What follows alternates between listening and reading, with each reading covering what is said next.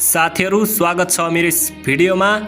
लोकसेवामा बारम्बार सोधिने एमसीक्यू प्रश्नोत्तरहरू हामी दैनिक अभ्यास गर्नेछौँ, त्यसैले मेरो यस पेजलाई फलो गरी जोडिनुहोला। ल अब आजको भिडियोतर्फ लागौँ। प्रश्न नम्बर 1, कोशी प्रदेशको सबैभन्दा ठुलो जिल्ला कुन हो? Option A Taplejung, option B Ilam, option C Jhapa र अप्सन डी पाँचथर। यसको सही उत्तर रहेको छ अप्सन ए ताप्लेजुङ।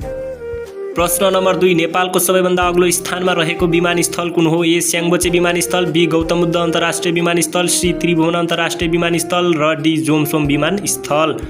यसको सही उत्तर रहेको छ अप्सन ए स्याङ्बोचे विमानस्थल। प्रश्न नम्बर 3, नेपालमा एक मात्र निर्वाचन क्षेत्र भएका जिल्लाहरू कतिवटा छन्? Option A 34, option B 35, option C 36, option D 37। यसको सही उत्तर रहेको छ अप्सन बी 35 वटा। प्रश्न नम्बर 4, गौरीशङ्कर हिमाल कुन जिल्लामा पर्दछ? Option A Dolakha, option B Dailekh, option C Dadeldhura, option D Darchula. यसको सही उत्तर रहेको छ अप्सन ए दोलखा।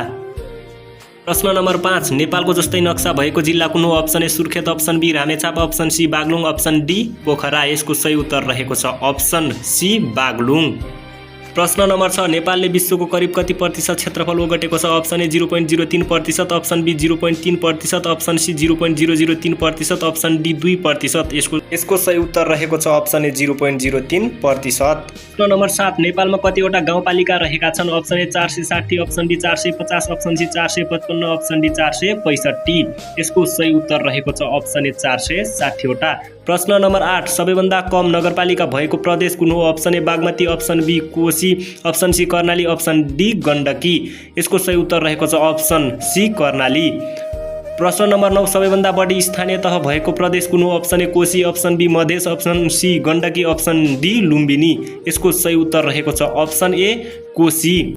प्रश्न नम्बर 10, चीनलाई छुने नेपाली जिल्लाहरू कतिवटा छन्? Option A 14, option B 15, option C 16, option D 17। यसको सही उत्तर रहेको छ अप्सन बी 15 वटा।